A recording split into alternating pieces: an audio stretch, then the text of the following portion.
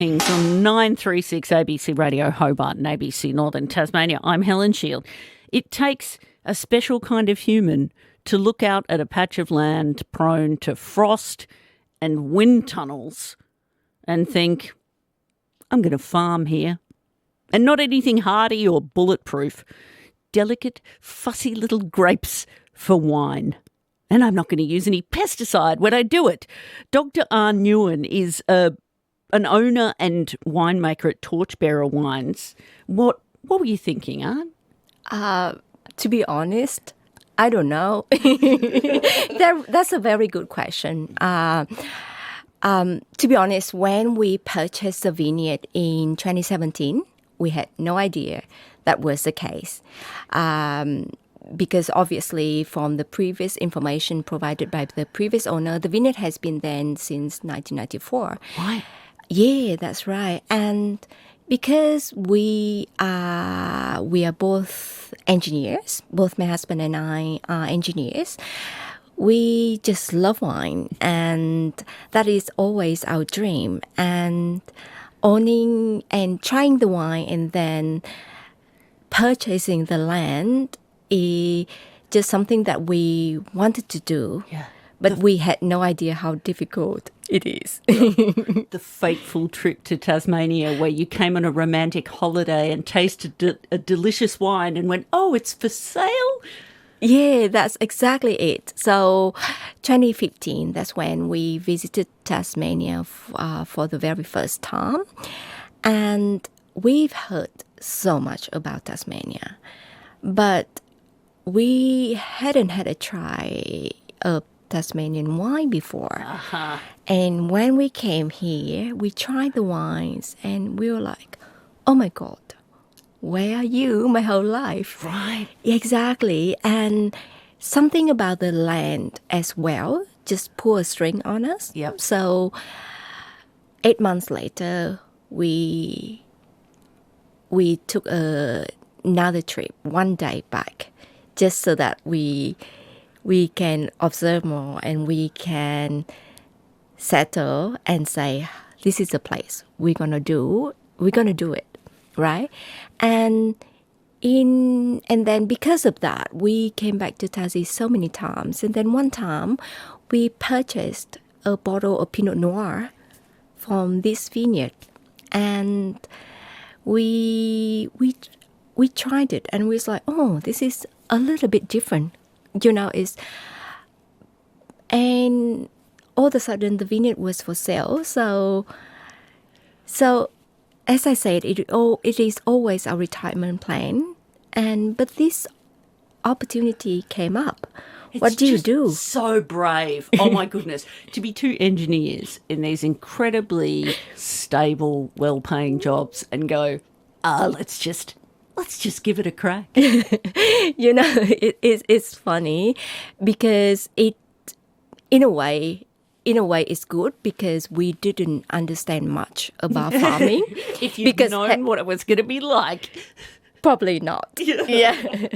And so your background in chemical engineering and water treatment. Yes. How did that influence the way you wanted to farm your grapes? It's funny, right? Because when you know about chemicals, you kind of know to stay away from what is not, sustainable and not good for your health.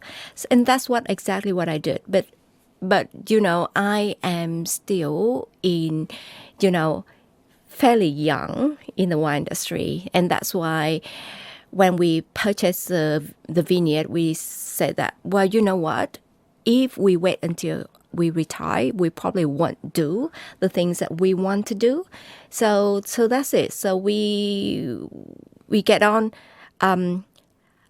Just a little bit of clarification is that I devote my full time in there. My husband is still working as an engineer. He's still someone who still has to pay the mortgage. Thanks, honey. Yeah, exactly. So we got into that and we decided that, you know what, and I am a big advocate for sustainable development. And that's how we decided that hey, let's do it in a sustainable way and let's try new things and see if things, sometimes things might work, sometimes they don't. But we have time to try and make a wine that is truly, of our own style, Yeah. Yeah, exactly. And what's it been like working out which animals you could have working your vineyards for you? Yeah, so so I got a PhD in environmental and chemical engineering. So a doctor of philosophy means that, you read a lot. So I read a lot about farming, about sustainability, about soil, about the microorganisms underneath the soil, and about the network in underneath the soil. So I really want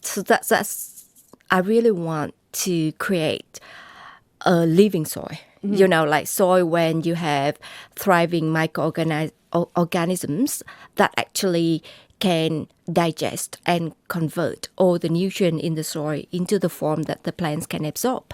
So that's the idea. So we started with 11 geese, right?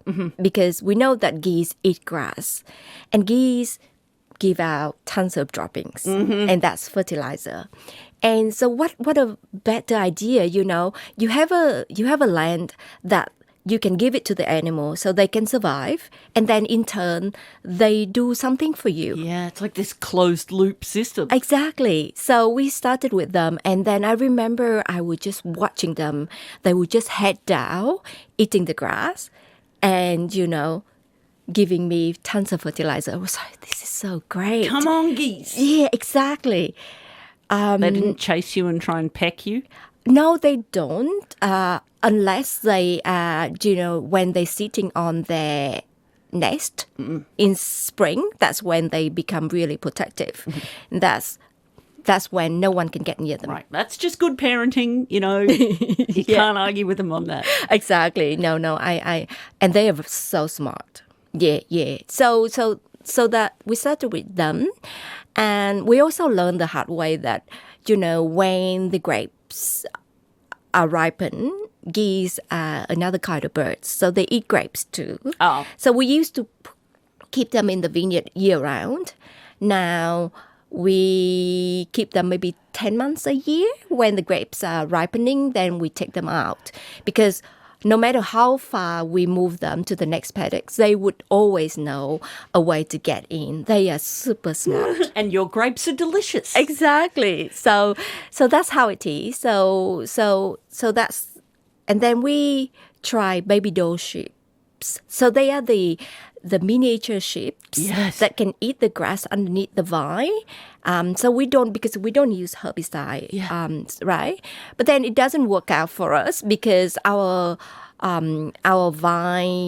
cordon vine is about 65 centimeter above the ground, and the baby doe sheep is exactly that. So it's just the perfect height for them. You just munch right through. Exactly. I'm sorry, because baby doll sheep around, that's some serious cuteness you have. Yeah, exactly. Yeah, exactly. And then, so now they stay in the vineyard only in winter time.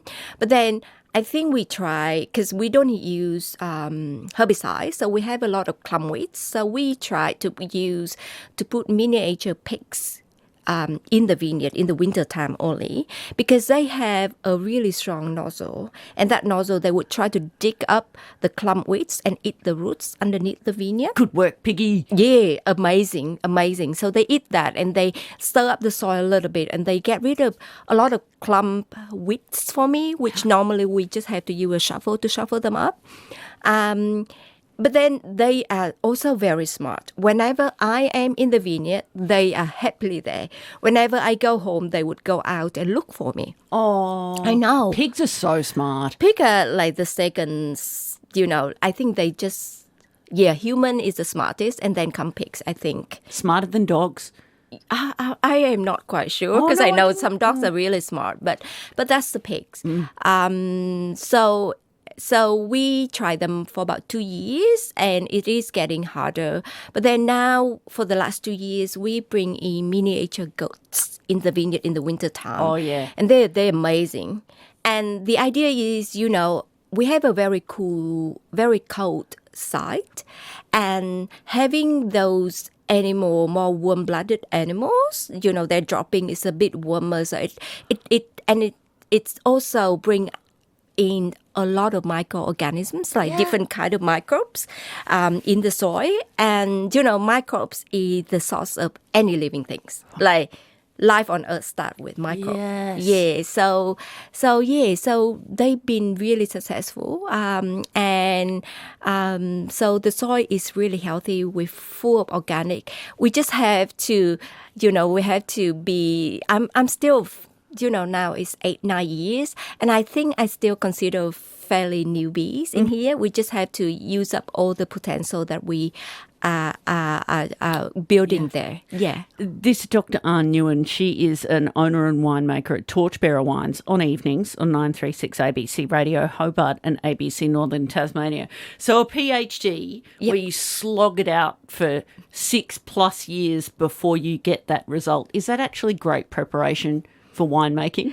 Yeah, it is actually, because, doing a PhD, you actually build up a lot of patience when you're doing that, and I think that helps.